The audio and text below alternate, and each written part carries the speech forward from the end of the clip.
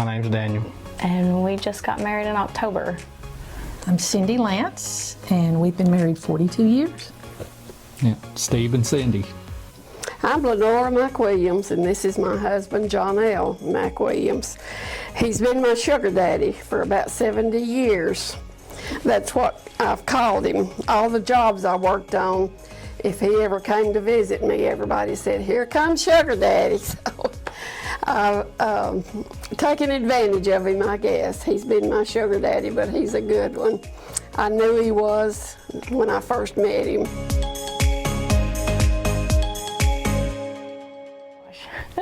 We were actually at my brother had just bought a house, and he was having a few friends together, and he was there when I got invited.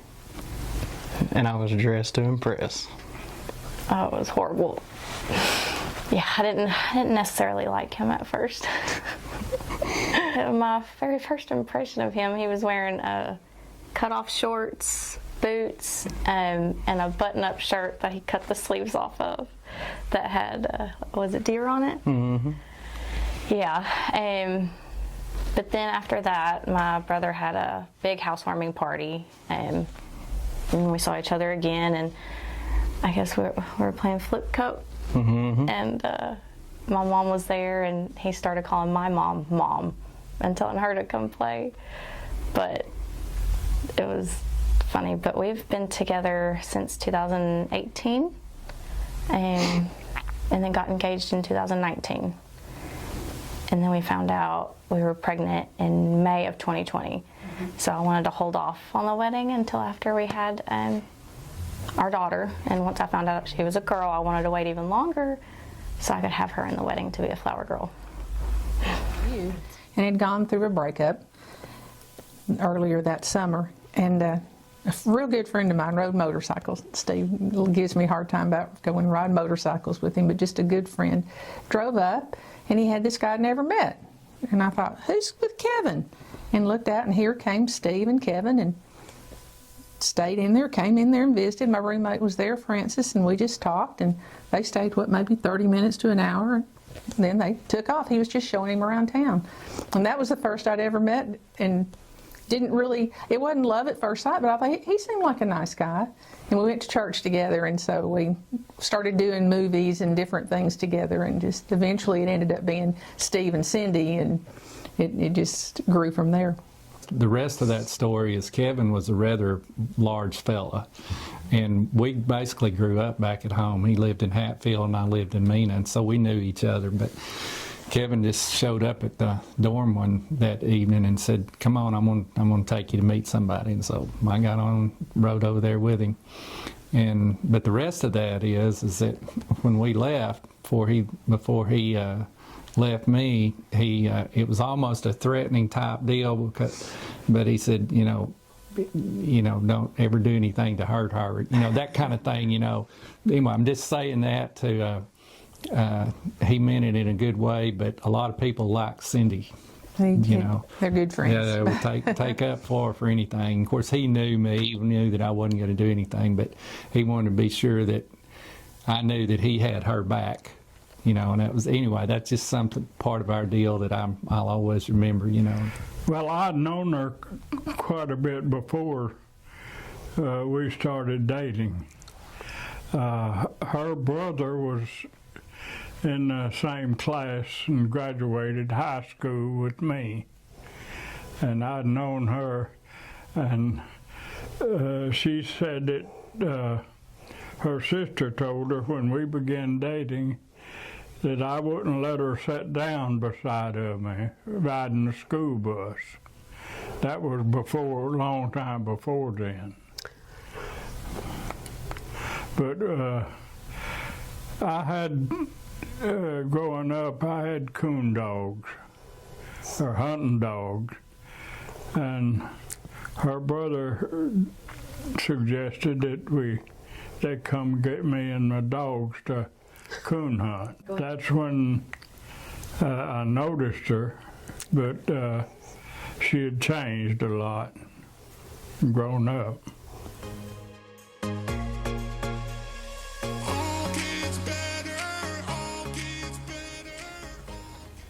originally had it planned a little different, but then just last minute, I just decided to have my parents over because we didn't get to see them. We didn't see them a whole lot, and I just invited them over for dinner one night and had a little video put together that I told her it was just some of the things my parents hadn't got to see us do, and that was how I asked her. So she knew, but she didn't really know it was happening that night. Yeah, we had talked about it a little bit before, but I definitely wasn't expecting it then. At the end of the slideshow, he had a picture of the ring on it that he was playing, and then I look over, and then he's just down on one knee. Oh, but it was sweet. Definitely not what I was when I was expecting him to do it. I just knew eventually he was, just not then. So you thought? That's true. Of course, back then, didn't have telephones. I guess I could have used one at the dorm or something, but her folks lived over here at the experiment station.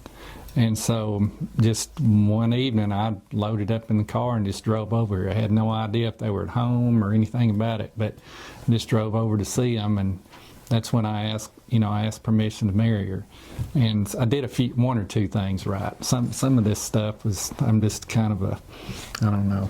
But anyway, it worked out, didn't it, I guess. But anyway, I asked, and so, well, I didn't just go right back and see Cindy after that, and I don't know. Well, you were working in the rice fields too. Well, but anyways, it was just, none of that really happened real fast. And so her mother would call, and Cindy, or she was real anxious. Anything happening? Yeah. Anything new going on? No, it's just been a pretty typical week. Oh, okay. Anyway, it was kind of fun, that part of it. And so.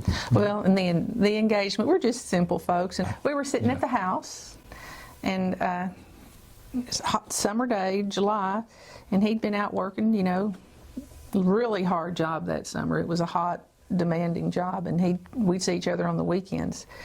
And I said, you want some sweet tea or something? And he said, no, all I want to know is, will you marry me? And I didn't hesitate a bit. Definitely said yes, and hadn't regretted a minute of it. I just finally realized that she was, how much she loved me, and that I didn't feel like, it was just unconditional, and she didn't try to fix me, and, even after we were married, it was just, she accepted me as who I was, and anyway, she made me a better person through all these years, too. We were on our way to a church party on a lake, and everybody else had already gone ahead of us, and we had not had many dates without a brother or sister along with me because I was only 15, and so I always had to take a big brother or my sister or somebody along with me. But that night, somehow they went on ahead of us, and that was the night he chose. He really didn't say, would you marry me? He said, let's get married. So that was our proposal. That was in May of 1953, and we got married June the 26th in 1953.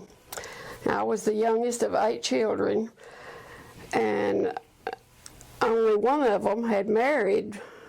The oldest one had married, and I was the baby, and so they all thought I was supposed to wait to get married after all of them got married, but he told me he was going to go. He had to ask my daddy and my mother, and so one Sunday afternoon, he said, let's go riding. So we went riding, and that's when he said, now, when we go in, I'm going to ask him, can we get married?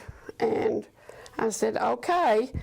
And so we rode around a little while, and we popped back in the house, and all of my siblings hit the back door because they knew what we were going to do. So they left us alone, and he finally looked at my daddy and said, can we get married?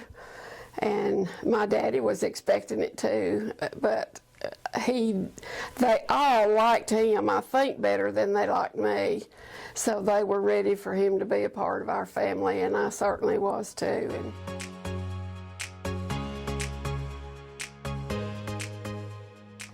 Well, of course, we started planning it when we got engaged in 2019, so it's been a very long time coming, but officially we started planning in 21 or 22.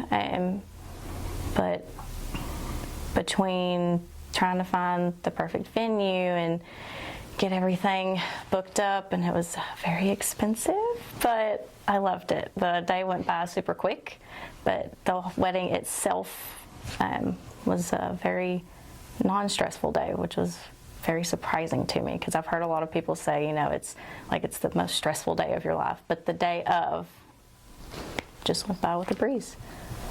It was a big party for us on our side. Pretty much that was a wrap for it. It was a big party for the groom side. And I thought we wasn't doing the first look till the wedding, and I've seen the videos of it a million times, but my brother-in-law still dressed up in a dress, and they did get one over on me, one of the maddest I've ever been in my life, because I thought she changed it last minute. But when I see her walk down the aisle, it was like nothing I've ever experienced before. She did. She was the flower girl. However, I couldn't get her to actually throw the flower petals, so she just held her bouquet. But she did really good. I was very surprised, because depending on the situation and everything, she's not always super social. She can kind of come off shy to new people, but I think because most of everybody that was at the wedding she knew. But rehearsal night, we were rehearsing where we were getting married, and she walked down the aisle and got up on the stage where we were going to be at and started singing and dancing. And it was, I loved it though. I loved seeing her and all the pictures. I couldn't see it for myself to see her walking down the aisle, but the pictures, I loved it.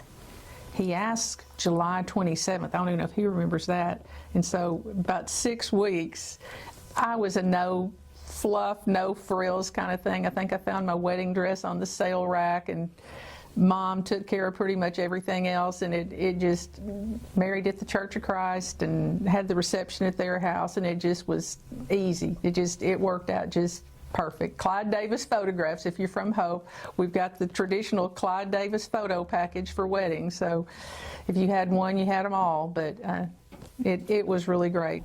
Harley Sisson Jr. was the officiant. Had Judy, his wife, was one of them. Donna Lowe, a good friend. Donna Lowe and Judy and Frances Mayfield. She was my maid of honor, and my sister Kathy. My older sister Jan was almost ready to have a baby, so she did the guest book. We had the most beautiful powder blue gowns for the girls and tuxes for the guys. They were special.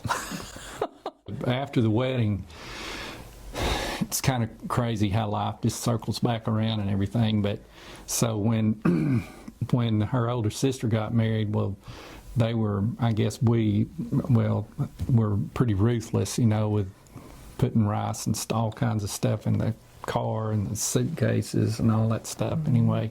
So I knew that I had it in for it, you know. So my brother helped me, and so we got over there early and took the car just down the highway and just drove in this yard, got out, knocked on the door, and see if I could leave the car there till after the wedding, you know, hide it. And it was Mrs. Cohen. And so she just thought never met the lady before and all that. And she just thought it was so fun and everything. So we hid it under some cedar trees there by their driveway. And so we got back to the reception, and, you know, that's Kathy Lowe at the title company. Well, she was a big player in that, and they couldn't find the car. And they were all pretty upset about that. Coming to me, and I said, I told him intentionally, I said, don't tell me what you're doing with it. That way I don't have to lie to anybody. So anyway, we had some fun with that, and of course, eventually they found the car and all of that. But and there was a big group of them down there when my brother let me out to go get the car. You know, so they were waiting on me. But as time circled back around in 1984. Is when we came to Hope in '83, but I went to work for Mr. Cohen. And now, if I'd have known the man, I would have never driven in that driveway and knocked on the door. But we didn't, you know, it all worked out. It was all good. wasn't ready to get married, but I knew I was going to hang on to him until I was ready to get married, and that's what we did. We've been hanging on for 70 years, last June 26th, and we had a big celebration, and all of our kids were there, and most of our nephews and nieces also. The wedding was at my house. My mother had been sick all of my life. I don't remember her ever having a whole day up. She would lay down across the bed every little bit because she had heart trouble. It turned out that she had congestive heart failure, and she would have to rest all during the day. Well, we used to ride side-by-sides, and that was our big thing when we first got together. And my parents did all that, so that was one thing. And now mainly is just hanging out with our daughter and staying inside because the crazy weather here lately. But yeah, I love it when we're all three together and get to enjoy her company. Piper, she just turned 3 on January 5th. Well, when we were dating, he was milking cows, and so he'd get up early in the morning and sometimes late in the evenings, but we'd go to the movies together, and I'd look over and it'd be winter, and he had this big puffy jacket on. I'd look and I'd like, oh, no, he's sound asleep. What in the world is he doing? Sound asleep. So we enjoyed going to the movies. Some of us were catching up on sleep at that time, but that was good. We kind of like to play cards. We developed a friendship with a former minister here, and girls play against the guys, and canasta was the game we really enjoyed. And if the girls won the first game, we had to play again. And if the boys won that one, we had to play a third one. And we drug our poor kids everywhere, and Clay would be in a corner asleep somewhere, and Amanda and their kids, they were all girls, would be playing, doing something, but we had a lot of fun playing cards. Yeah. We've been fishing before. We used to do a lot of that kind of fun stuff way back early, and one of the times down on Lake Erling, we were fishing late in the evening, and she looked at me. Of course, the mosquitoes were terrible, but we had to leave after that because they were swarming around our heads so much and everything. But we caught fish. She kind of liked to bring fish and stuff, and I've taken her squirrel hunting before, and up there with my dad, and my dad just loved her, and he was the same. Just accepted her like a daughter from the start, and so that's another thing that we were very fortunate about, that we both had good in-laws. Yes. And her mother and dad couldn't have treated me any better, and I just realized that not everybody has that, has that experience. Yeah.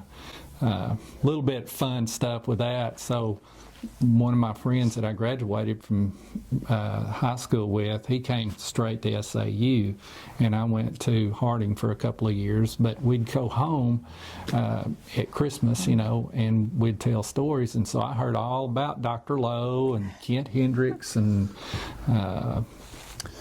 Bruce Mallock and some of these names that you still hear around here today. But anyway, I heard all about Dr. Lowe and how much of a disciplinarian he was and all of that stuff. But then when I got to SAU, he had moved over to Hope to run the experiment station here. And but anyway, it was all good. They ended up retiring and building out in the pasture out there close to us, and it's just been, that part of our life has been really, really good. We've been very blessed with that. I knew his dad loved me when one Christmas, maybe in the first Christmas, his younger sister made fruitcake cookies. And I'm not a big fruit cake itself, but he offered me a fruitcake cookie, and it was so good, and so later he offered me another one. And on the way home, Steve said, well, I know he likes you. He doesn't offer those to just anybody. Growing up with all of my siblings, and then he was an only child, we had some adjustments to make when we did get married, because his way of living was whatever he said went. And my way of living, being the youngest of all of them, it had to go through all of them before I got to have a say-so in anything. And also, the plates were always passed around, the bowls, serving bowls were passed around our table. And it went from oldest to youngest, and by the time I got to dip into my plate sometimes, it was nearly all gone. And so the changes I noticed when I married an only child, it was great changes. We had a lot of adjustments to make, but we made it. I mean, we were rich. He had $500 in the bank when we got married. And so we thought we were rich, and that may be why I married him. I really don't know. He also had a nice, nearly new car, and he let me learn to drive on it with him teaching me. Nearly everything we do is in common. We both enjoy the same things. Yeah. We got started traveling with a tour bus.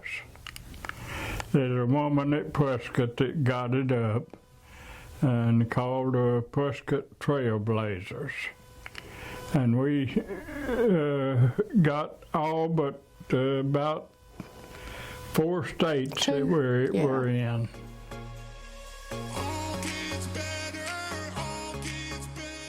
Mine's probably gonna be our first vacation we took, which was a cruise together. It was our first big vacation, and first time I was, well, you was 21, I was 22. So the first time, not only first time we left the country, and then we was doing it together. Both of our first times going on a big vacation like that alone. It's just one of the milestone moments. I think mine was our honeymoon. It's been a long time since we've actually taken more than maybe like a weekend just to ourselves since we had our daughter, which I liked it, but I was definitely ready to come home to her. But just being with him and relaxed and on the beach, because we went to Jamaica, I loved it. From when we had our daughter, we had her during COVID, so she was born January of 21. Nobody was allowed in the hospital except for me and him. So it was very relaxing, and that first couple days, it was just us 3, and we really bonded together, and I did love that. But of course, I would have liked my mom to be there in the delivery room, because it was both of our first child, and I've never been in a delivery room before, so it was kind of new to all of us. But I will say that was, if we have another kid, I want it to be like that again. I liked having it just us and be able to relax, because those first few days are really hectic, trying to get used to a new baby. But and then when we got home, everybody came over. I think about singing. We always loved to sing. In fact, I told him he didn't have a chance. You know, I prayed for God to send me a Christian who was tall, dark, handsome, and played a guitar.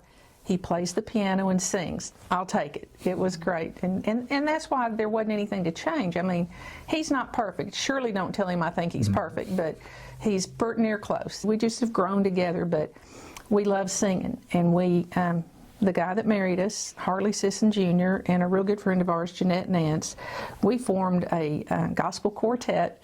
We laughed this has been when the kids were 10, so this has been, 25 years ago maybe.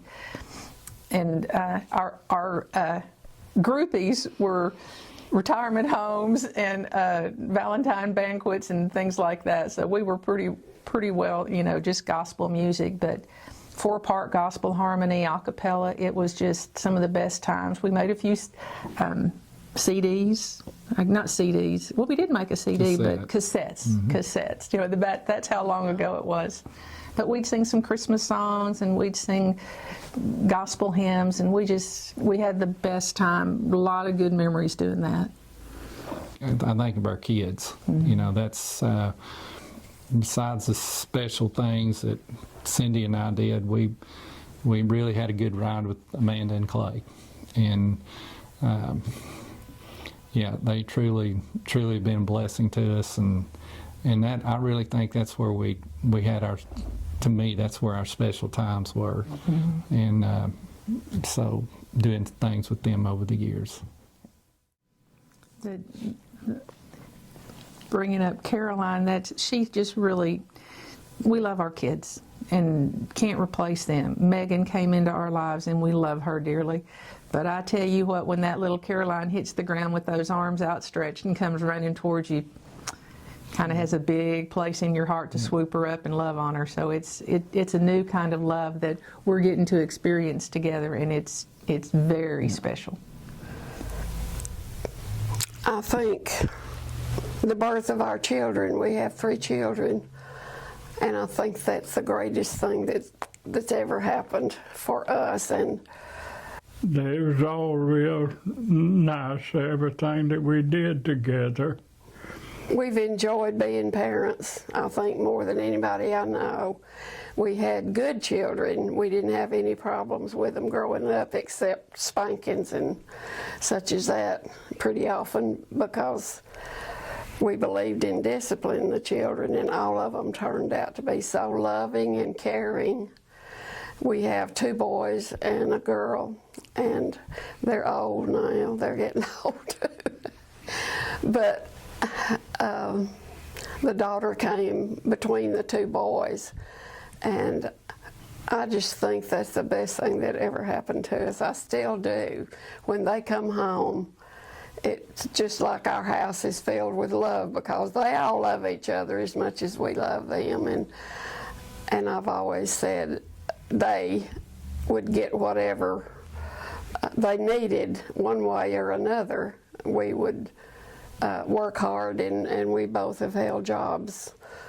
He retired at 40 years from Potlatch, and I worked 37 years altogether at 3 different places. I became a nurse, started a nursing school after I raised my children when I was 45 years old. I'd always wanted to be a nurse or a school teacher, and I actually did both. I did some nurse teaching along the way, so I think we fulfilled everything we ever wanted to do, as well as raising the children and trying to see that they got to do everything they wanted to do. And they all graduated from college, and they all pitched in and helped. They held a job while they were going to college and helped us get all that done. But now we've got grandchildren who have finished college, and we have some that are still on their way to college someday.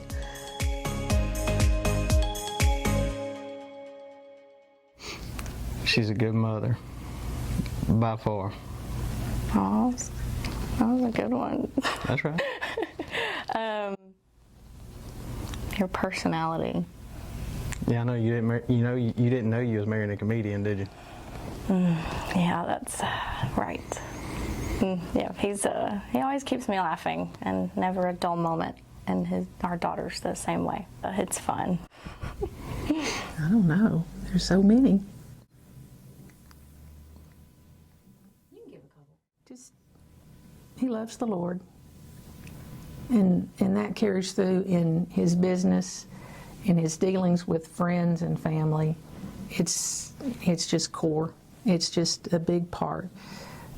When he's successful, I feel it. And he led singing at church this past weekend, and it was just wonderful. And I so proud, but he does such a good job at it.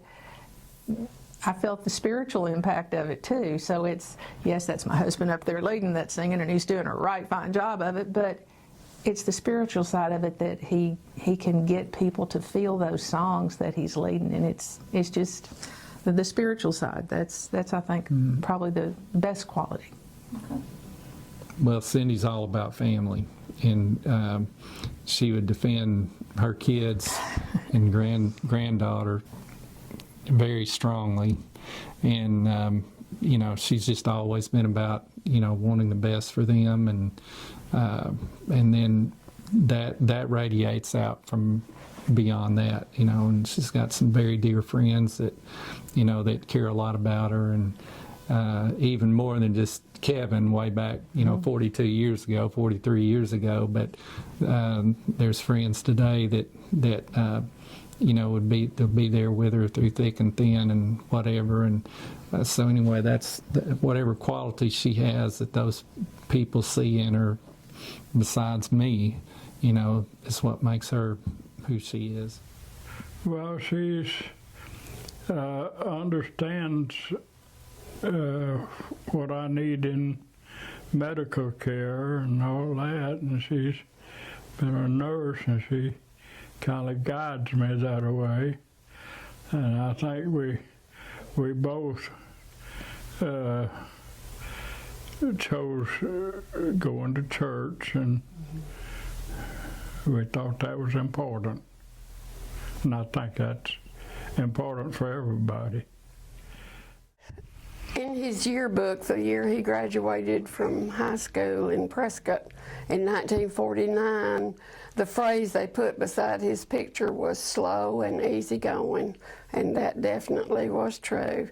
He's still slow and easygoing. He seldom ever has raised his voice with me, more lately than in the early years. I'm getting more clumsy and forgetful, and but he's always been on my side. If I thought somebody had mistreated me, if I tell him about it, he's ready to do something about it. He doesn't usually do anything about it, but he's always been on my side.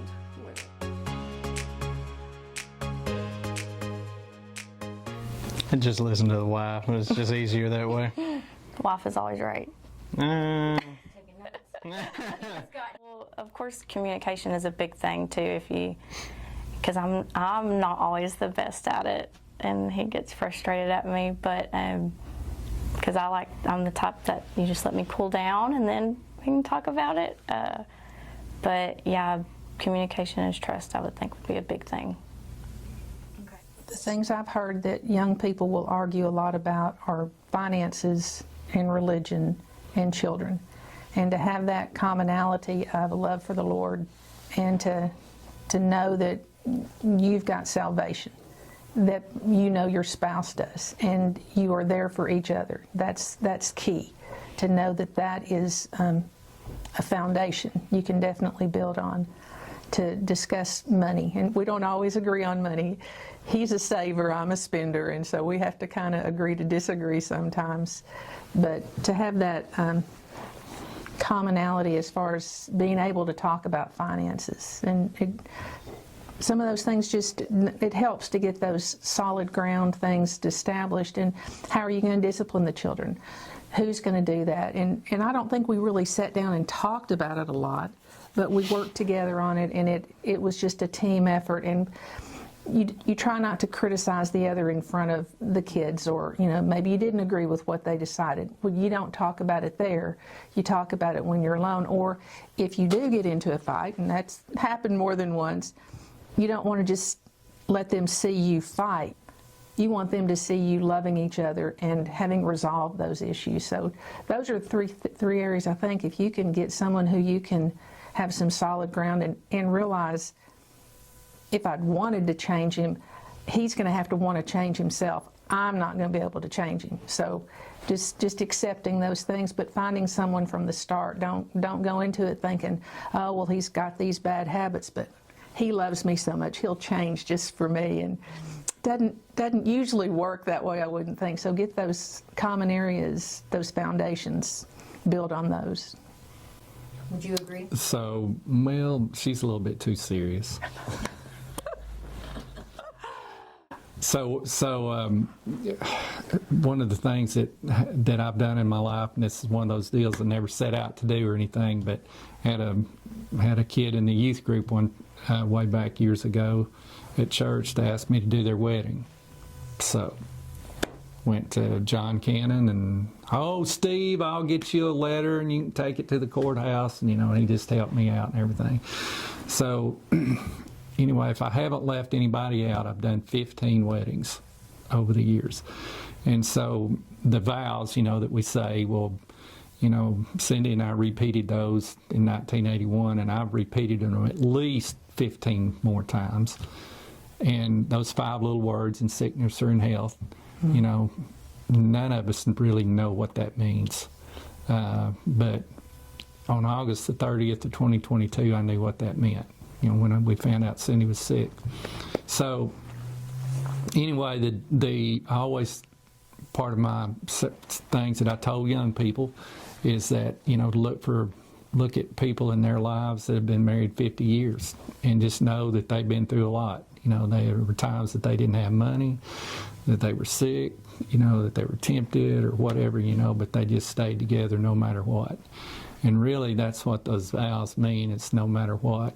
And I think that we're losing, as a society, we're losing that intensity as to what those mean. And, you know, we're raising generations now that there's too many of them that go into it without that, you know, without that disciplined attitude or whatever. You know, it's not easy. I try to personalize those ceremonies that fit them, you know, and tell them, I try to figure out their grandparents or their parents that have had, you know, had that kind of tradition or whatever.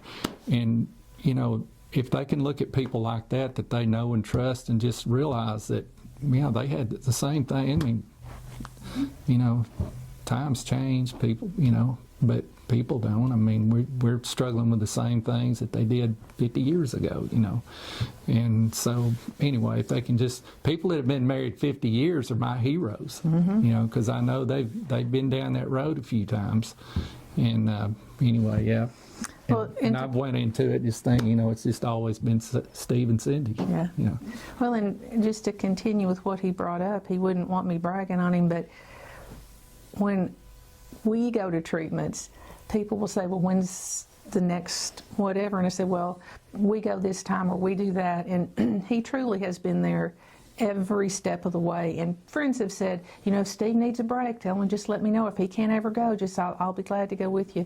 Never have had an opportunity to ask for any. But any of them can go to get some of the Cindy experience. Yeah, so. I tend to ask a lot of questions when I get in there and don't let the doctors talk. I just kind of want to know, rattle, rattle, rattle, rattle, rattle, and rattle those questions off real quick. But we laugh about it most of the time. But he's been there. He's been a rock. He has been there. We have a favorite verse in the Bible. It's Matthew 6:33, I believe. And it is, seek ye first the kingdom of God and His righteousness, and all these other things will be added unto you. And I don't think we've ever really wanted for anything. We weren't rich then, and we're not rich now. But money-wise, we haven't wanted for anything either, because the Lord has always supplied our needs. And then when people get sick in our family, the Lord was the first one I go to, because He's the one that can bring us through it, and He has several times. And I just know that when I get up in the morning, I know that whatever I'm going to face today, He's able to handle it, whether we are or not. And we both feel the same way about that. And hard work. I had a job all those years. I had the same job I said with the same company, but the positions kind of changed in the job.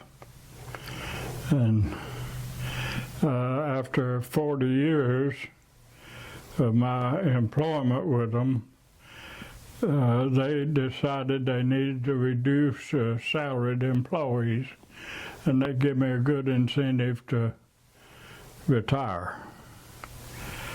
So I retired in '91, and we've enjoyed being, or I have. For 70 years, it doesn't seem that long to me. It went by pretty fast.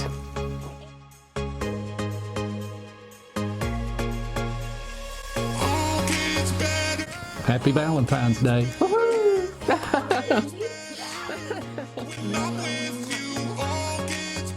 But I loved him then, and I still love him.